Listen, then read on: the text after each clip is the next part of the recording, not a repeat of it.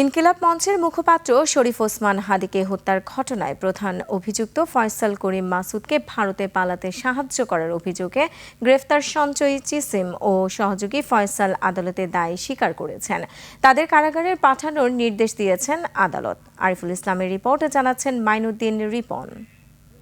Niacinamide ও salicylic সমৃদ্ধ lily face wash যা ফেসের ডেড স্কিন সেল দূর করে দেয় দ্বিগুণ ফাস্টার ব্রাইটেনিং।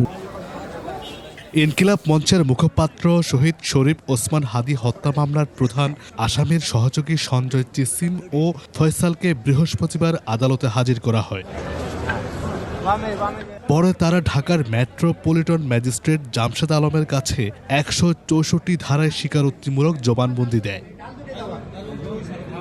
১২ ডিসেম্বর দুপুর ২টা ২০ দিকে রাজধানীর বক্স কালভার্ট রোড এলাকায় মোটরসাইকেলে আসা দুর্বৃত্তরা শরীফ ওসমান হাদিকে লক্ষ্য করে গুলি ছোড়ে উন্নত চিকিৎসার জন্য ১৫ ডিসেম্বর তাকে সিঙ্গাপুর নেওয়া হয়।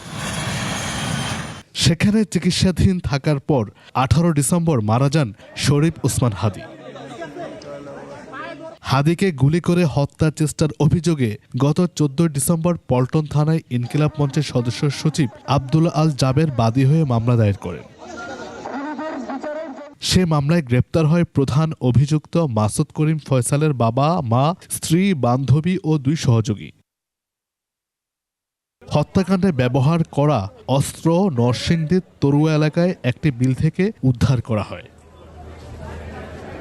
S M Mainuddin Ripon, ২১ television, Dhaka.